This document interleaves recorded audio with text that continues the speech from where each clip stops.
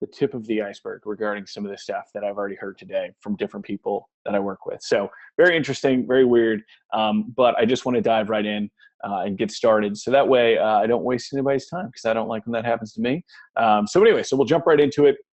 If you have any questions, be sure to share those in the chat box and I will get to that. There's also a Q&A box, but don't use that because then I'm the only one that can see that question. So if there's some context or something like that, it'll be a little hard for other people to get it.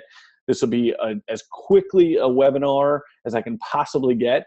I just want to demonstrate some of the software for you guys very similarly to how we demonstrated it at PaperSource. And it is now kind of available to buy and use and all that kind of fun stuff. So just to give everybody a rundown of what that is and how it works. So essentially that's what we'll be doing and kind of going through it. As a quick backstory for those that don't know, the Due Diligence Pro software is something that didn't have a name. It was just something that Robbie had commissioned his dad to have built out for our company to be able to do due diligence.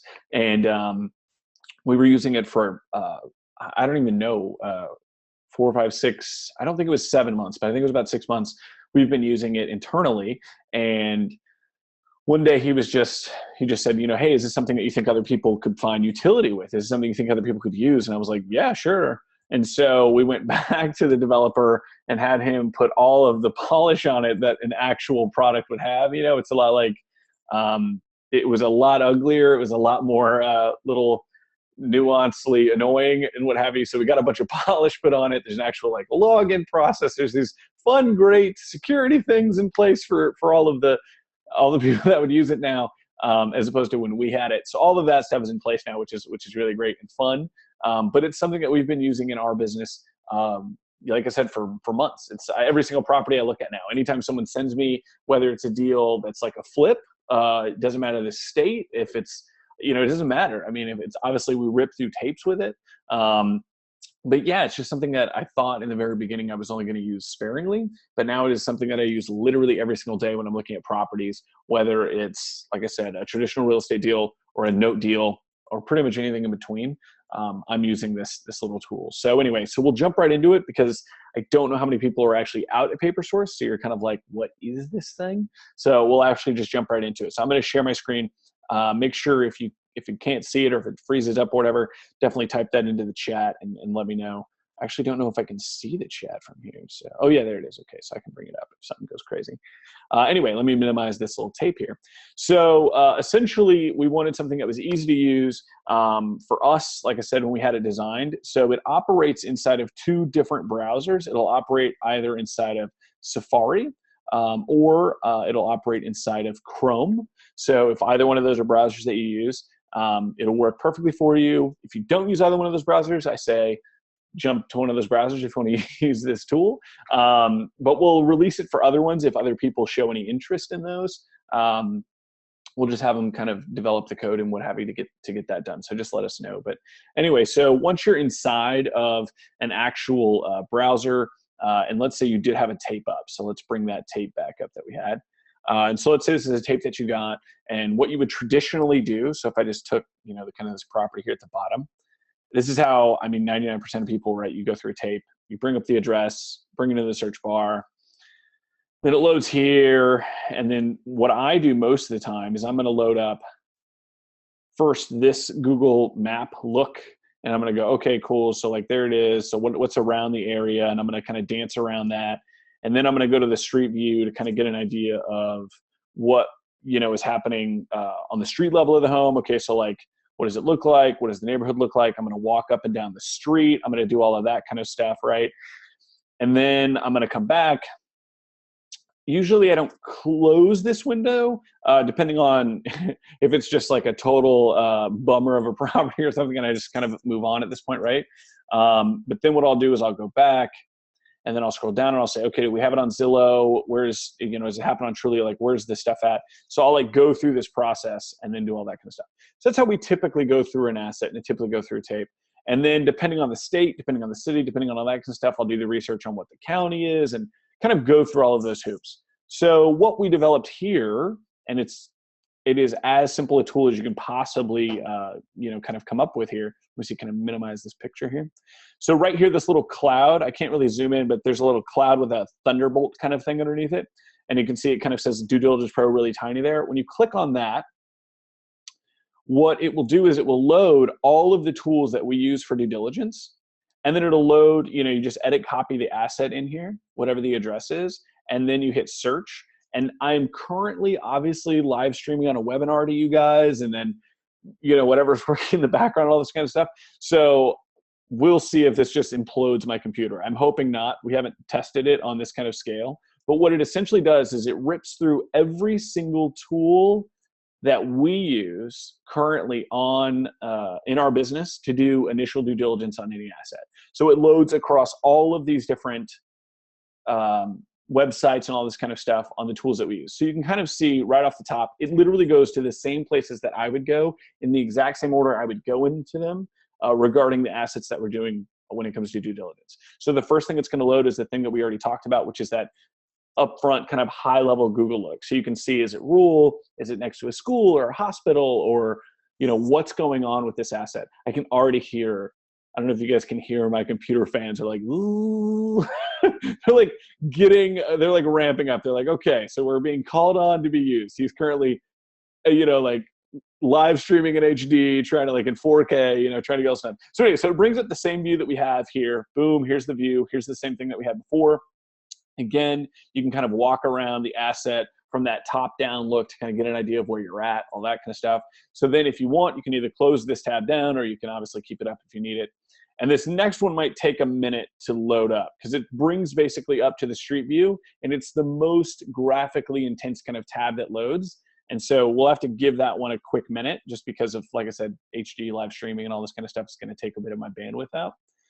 But from there, it's going to load eAppraisal to kind of give you an idea of what this home might be worth, just a real quick snapshot, what we get from eAppraisal, what's Zillow saying, all of that kind of stuff. It's going to load there. Then it's going to jump into HomeSnap, give you a real quick snapshot on value, rent estimates, taxes, different things like that.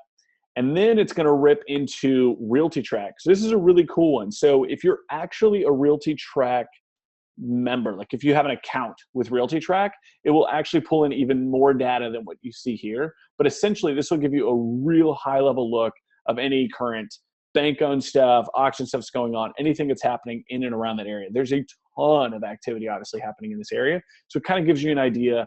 This might be a property to go with or not, or depending on the kind of statistics you can pull from the stuff it's showing here, right?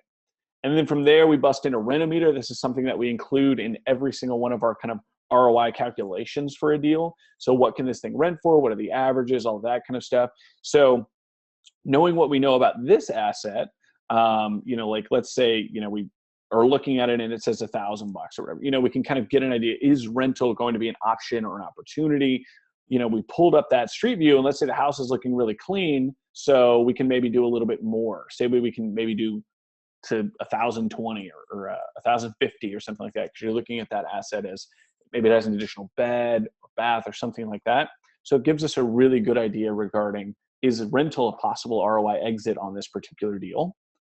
And then it pulls into Trulia. And what's really helpful here on Trulia is we can immediately just click right on the crime map, and we can go, okay, what's happening in this area? Obviously for us, we do a ton of investing in Chicago and other kind of seedier neighborhoods in the past, so we can get an idea of what we're looking at from a crime map perspective. And right off the top, I mean, it's all green. Everything's green, right? So this is not going to be a bad gig, not a bad area. You can see kind of what has been reported in the area. We've got a vehicle, no stabbings, nobody being shot or anything. So keep your car locked, and it's probably going to be a pretty good neighborhood, right? And then, of course, it's going to pull up Zillow, right? Clearly, that's going to be a standard that we're all probably going to jump to first anyway, right? When it was built, all of that kind of stuff. And then what's really cool is this last tab. So depending on the county, and we're working still with the developer to open up more and more counties for areas that I know that we invest in and areas that I know that a ton of you guys are investing in. What it'll also do is it will also pull up the county records as deep as they'll let us get into it. So if it's an area you're not really familiar with, so you don't know the county, you don't know what the assessor's office, all that kind of stuff is, sometimes currently, and we're trying to bring it on board for as much as we possibly can, you'll be able to pull in straight into the county to see what tax information you can pull out. right off the top. Boom, done. So you don't have to go like, okay, so this house is here. What's the county? Got to go find the county website, go through all those menus and all that kind of stuff. So you can immediately see what is owed from a taxes perspective. And you can already start doing that due diligence regarding taxes, tack that onto an ROI calculator, and really start jamming along on whether or not this is a deal you want to do or not do. On top of that, because it already pulls up the site when it does, you'll also have numbers and places like that to be able to call and contact right away, right? So you can jump on the phone and go, hi, this is so-and-so, just calling on the taxes on yada yada property. And you can really start to do some high-level due diligence really quick if it's an asset that looks like it's going to be great right off the top.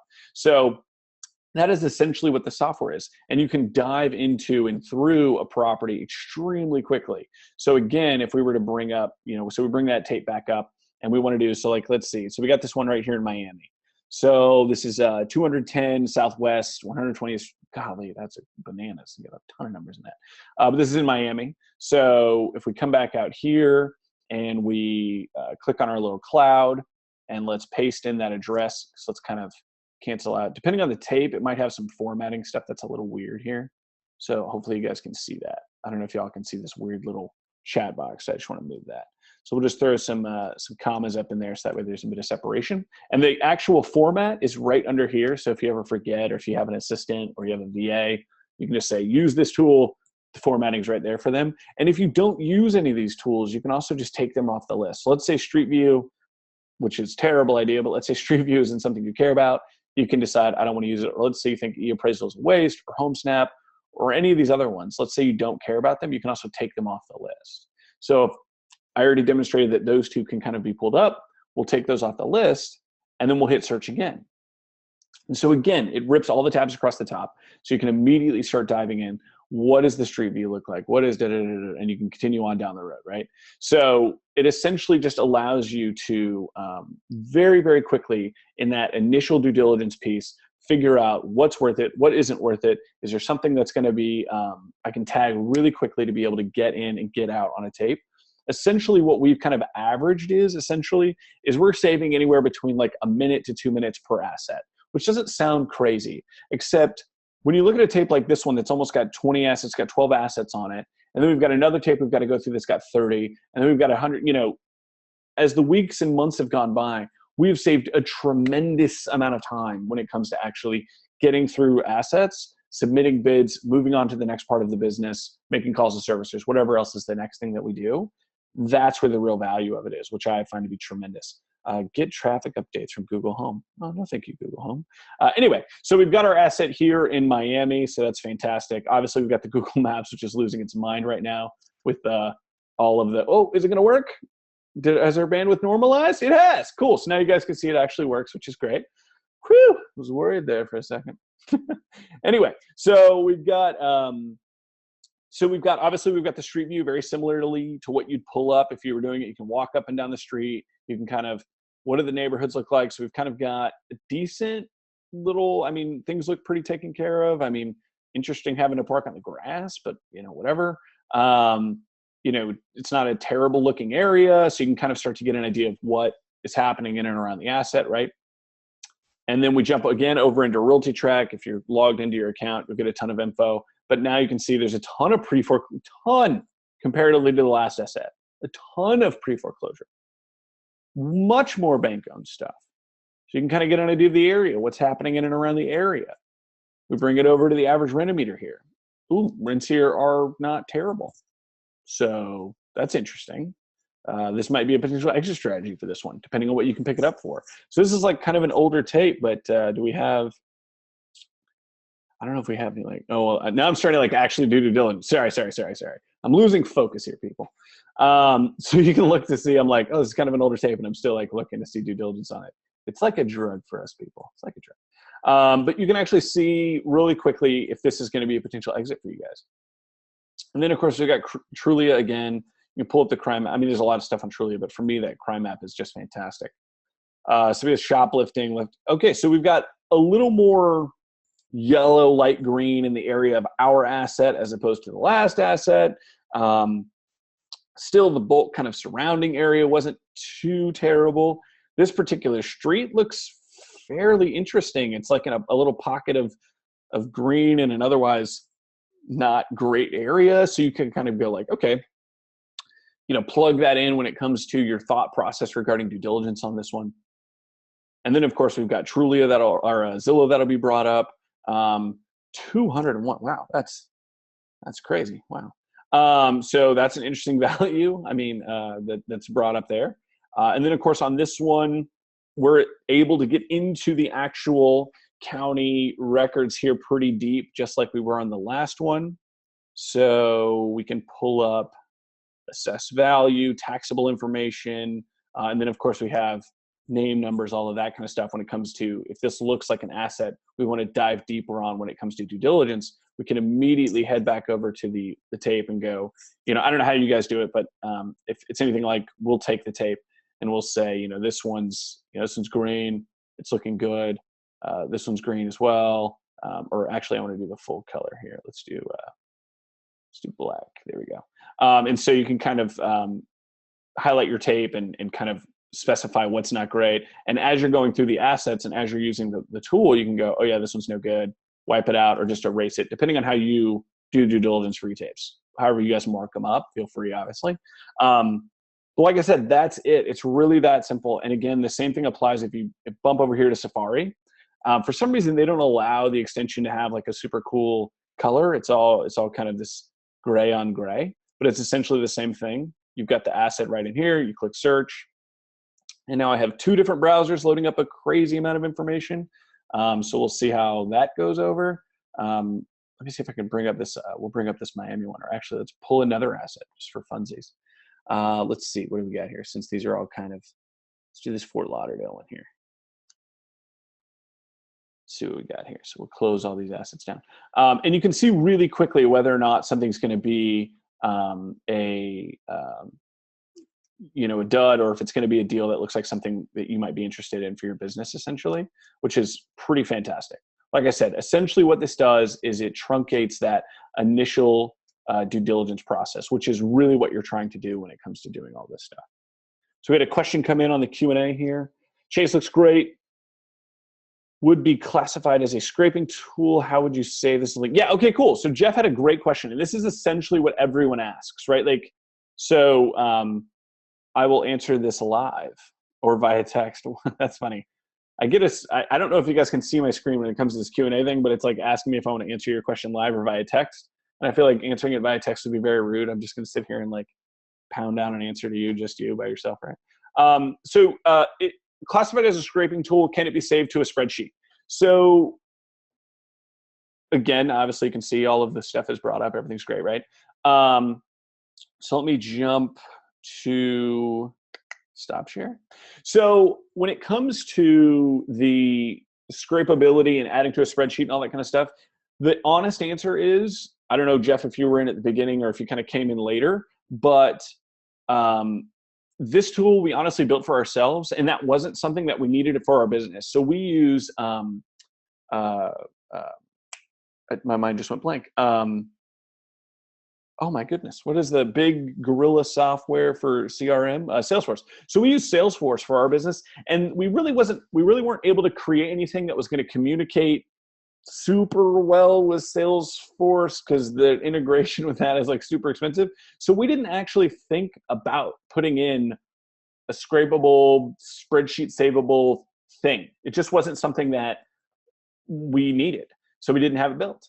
But the very first question we got when we debuted this at PaperSource was exactly that question. And another person, and another person, another person. So we actually have already started working on the process of implementing exactly what you're asking. So essentially, once I pull up an asset, if I'm like, this is what I want to do, you have an opportunity to hit this button, it'll save it, bump it out to a spreadsheet for you. And then once you're done ripping through a tape, you have your 5 assets on their own isolated spreadsheet. We've already started working on that implementation. So essentially, when you pick up the software, any of those updates that we slowly add in there, there's been a bunch of really great suggestions that honestly just were never going to come to an item like this or a product like this. Especially, I don't know, Jeff, if you do software or anything like that, but users just are great, right, at finding better ways, or not better ways, but coming up with new ways to use your stuff, right?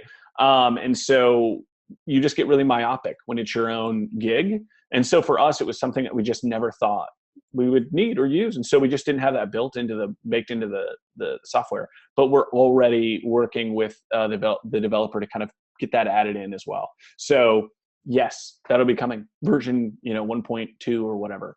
And I think it's a great suggestion, and a bunch of people have already made it. And it's definitely one of the first ones that I was like, crap, that really is great. Why did I think of that? Like that's the kind of suggestion it is to me. Digging the tool, can you configure other sites? Yeah, so Todd, that's exactly the stuff we need. So the other big part of this is we would love suggestions on other sites. Somebody has already asked us if we can implement something like Pacer. Someone asked if we can implement something like, there's another high level tool I'm struggling to think of the name of, but some of those other places, absolutely. We essentially, so really quickly, because I said I wasn't going to make this too long, so obviously I'll stay here for as long as you guys have questions or anything. I love hanging out with you guys, but if you want to pick it up, you can go to duediligencepro.com. You can buy it there. It's done. It's $97. It's an annual kind of license, so that way we can kind of continue to update it and do some fun, cool stuff. But essentially the $100, the $97 that it costs to get this, pay for things like throwing in a new service like RealQuest. It pays for the APIs for things like pulling into the county info and county records, some of the other stuff that we're doing from like Realty Track and stuff. So a lot of the cost of doing this stuff kind of comes from just the cost of what it is for the subscription. So we're not like, we do real estate investing. We just made a cool tool for ourselves and we thought it'd be great for other people. So we're not trying to make $1 million off of this or anything like that. But any sites, any suggestions that you guys have regarding the software on implementing different features or whatever, we are like all ears on that. We just know that we get through the podcast, obviously Node MBA, and when we're live at events and all that kind of stuff, we just get a ton of questions. How do you guys do due diligence? What's the process like for you guys? And this is literally the best that we could do to just say, here's everything that we do from an initial due diligence perspective. We load up all these tools. We look at all of these factors. We plug them all into the spreadsheet. And then from there we go, okay. And then we do the trust but verify step of pulling up taxes. And then we go, what does that say? Then we call, and then we go, cool. How does that model out? And then we literally will just submit a bid. Like it's just like that, right? And then when we move on to that next step of the higher level, like due diligence of like O&Es and all that kind of stuff, all of that stuff is going to come after that, right? Like I'm not going to pay a bunch of money out and shell a bunch of money out and all that kind of stuff if where I need it to be numbers wise isn't going to be even close to what, say, the my Echo. I think, did I say something that sounded like Alexa? Anyway, she's always talking to me in the background. The Internet of Things blows my mind sometimes. Anyway, if you hear the Echo talking in the background, apologies. But essentially, we don't want to shell out a bunch of money if we can't find a good medium ground with the asset manager or hedge fund at the time, right? So any suggestions you have for different sites, different ideas, different tools, whatever, throw them at us. For something like Pacer, that's probably going to be like in a slightly more, I don't want to say like expensive bracket, but it might be a different tier just because we've been talking with them and that's kind of a different pull because it's coming from the government in a different way. And we're not really sure what kind of information someone might want. And so that's kind of a different one. But any of those suggestions are great stuff that we would love to implement into the tool for sure. Yes, it will be recorded and available. Everything I do is recorded and available. Yeah. Did you announce when the beta will be? Everything is available, Thomas. You can totally go buy it. Go to duediligencepro.com. You can go through the checkout process is a little, you got to, click the button and check out and you'll get a couple emails and it'll show you how to install it. And really quickly for you guys, great, by the way. Thank you, Owen. I really appreciate it. It will definitely be replayed. The installation process is bananas easy too, which was really important for us. So like for Chrome, when you want to get it installed, you literally will get a link that just will send you to the Chrome extension store. I'm not sure how many of you are really that familiar with. I realize I just loaded up my screen to show you where to go, but I wasn't screen sharing. Anyway, it'll send you to the Chrome extension store and you click install and it's installed. It's done. And then for Safari, you get a zip and it double click and then it loads and it's loaded and it's done. And then you log in and then you're done. The installation is super, super simple. And then you can just start using the software. like today. So if you got a tape today and you install it and you buy it and all that kind of stuff, you can literally start using it today. So let's see. I need to click answer live or else these things like stay. Will it be recorded? Yes. Will it just nice sound? Right. Yes. Yes. Yes. Pacer suggestion: let people sign into their own accounts so you don't have to mess around with costs. Yeah. So Jeff, that's the big one that's kind of interesting. So like RealtyTrack is a great example, and so is Renometer. Both RealtyTrack and Renometer have a both RealtyTrack and Renometer have like a pro account version or what have you. And so for both of those, if you're already logged into either your Renometer account or your RealtyTrack account, it when you load this up, it just loads as if you loaded that stuff already for yourself. So like you're right into the data that matters to you if you pay for one of those accounts. So I think we can utilize something like that the same way with Pacer. Like, so if you're already kind of logged in, you can, the weird thing about that one is I don't know, and they very well might, but I just need to go do all of the research to kind of add that one. If they have like a keep me logged in or remember me button, it will, hopefully we can have it turn over on that. The developer recommended that if somebody wants to have, some of the research he's already done essentially says like if somebody wants to have certain features built into the system, certain, I guess, I don't know what you would call it, API checks or username checks or whatever. Essentially, if you're using the same username, it can, you know, check against that. Different things like that are going to be required depending on the service. So some of them will be able to be added extremely easily. Some of them will be, depends on how they built that one. Because we can't, you know, there's only so many hoops that we can jump through without, you know, it kind of becoming like a pain. So yeah, so like Pacer's a really great one. I'll totally look into RealQuest. That's now fourth or fifth time. A couple people had some suggestions on that one from PaperSource. So yeah, all of that stuff. We're open to all of those kinds of things. But anyway, that is really it. It's as simple as a piece of software can get. Robbie's big bit on it whenever we were presenting it live at PaperSource is essentially, we're going to continue using it.